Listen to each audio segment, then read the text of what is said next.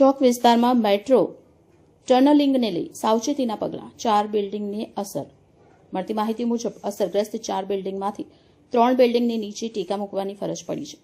રંગીલદાસ અને હિબા પેલેસના રહીશોને તાત્કાલિક હોટલમાં ખસેડવામાં આવ્યા છે, જ્યારે બિલ્ડિંગની આસપાસ મોનિટરિંગ માટે આધુનિક મશીન સ્થાપિત કરવામાં આવી છે. હાલ ટીબીએમ હિબા પેલેસની નીચે આશરે 12 મીટરની ઊંડાઈએ પહોંચ્યું છે. નજીક આવેલ બક્ષી બંગલામાં ક્રેક પડતા મેટ્રો તંત્ર દ્વારા તાત્કાલિક મરામત કાર્ય હાથ ધરવામાં આવ્યું છે. ઉપરાંત જમીનની મજબૂતી વધારવા હિબા પેલેસના પાર્કિંગ વિસ્તારમાં સિમેન્ટ ભરવાની કામગીરી ચાલી રહી છે. મેટ્રોની ટનલ એન્ડ્યુરન્સ લાઇબ્રેરી પાસે બહાર નીકળવાની છે. સમગ્ર કામગીરીની ચકાસણી માટે જીએમઆરસીના અધિકારીઓ સાથે ઇટલી, કોરિયા અને ઇન્ડોનેશિયાના નિષ્ણાંત તેમજ એસવીએનઆઈટીના પ્રોફેસર અતુલ દેસાઈ દ્વારા ફિલ્ડ વિઝિટ કરવામાં આવી. નિષ્ણાતોએ સાવચેતી રૂપે કેટલાક મહત્વના પગલાં સૂચવ્યા. બિલ્ડિંગોના સ્ટ્રક્ચરને નુકસાન ન થાય તે માટે જમીન, ટનલ અને ઇમારતના સ્ટ્રક્ચરમાં કેમિકલ ઇન્જેક્શન આપવાની પ્રક્રિયા ચાલુ છે, જેથી માળખું વધુ મજબૂત બને. જીએમઆરસી દ્વારા જણાવાયું છે કે હિબા પેલેસની નીચે 12 મીટરની ઊંડાઈએ ટીબીએમ કાર્યરત છે. પેનિક થવા જેવું કંઈ નથી. તમામ કામગીરી અદ્યતન મશીનરી અને ટેકનોલોજીના આધારે કરવામાં આવી રહી છે. હાલ દર કલાકે સીએમઓ અને પીએમઓને રિપોર્ટ મોકલવામાં આવી રહ્યો છે.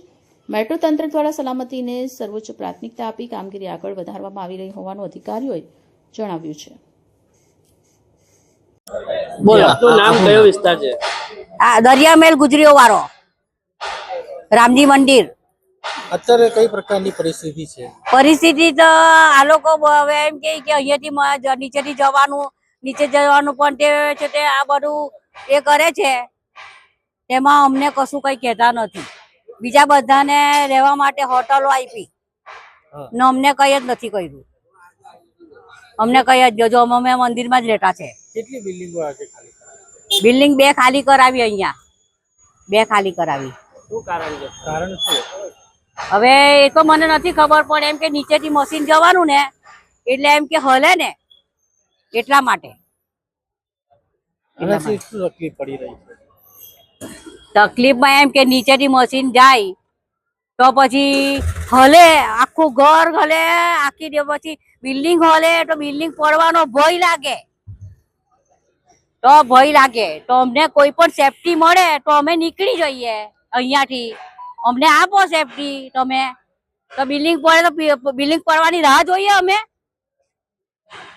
કે બિલ્ડિંગ પડે ને પછી અમે નીકળીએ.